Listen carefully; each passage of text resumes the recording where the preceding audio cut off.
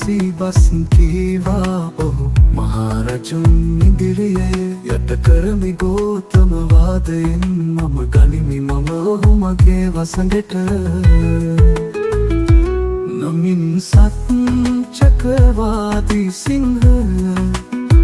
වාදයට ආවා සම්බුදු සමිඳු ඉදිරියේ මුනිඳු ගුණ කඳ නැතිද දන්නේ සච්චකට අද කිමද වන්නේ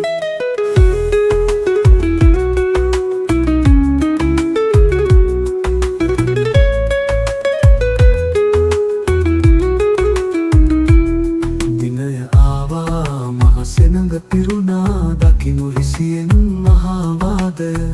බුදු සමිඳු වැඩියා සඟරුවන සමගින්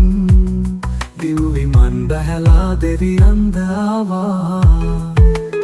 නමින් සත් චක්‍රවාදී සිංහ වාදයට ආවා සම්බුදු සමිඳු ඉදිරියේ මුනිඳු ගුණ කඳ නැතිද දන්නේ සච්චකට අද කිමද වන්නේ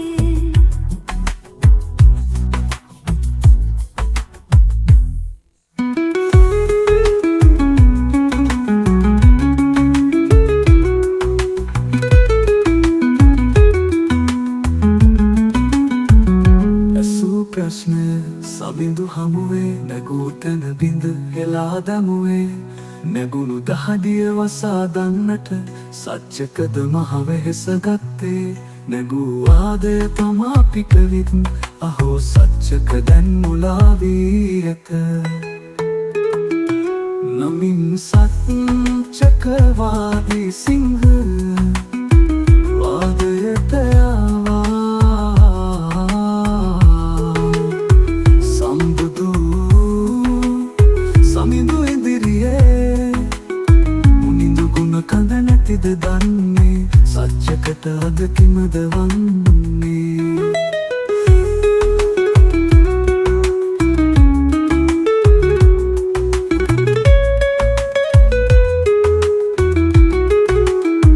නැතන් සරණා සමිඳු සෙවන විස සච්චක දැන් බුදු සරණ පතන්නේ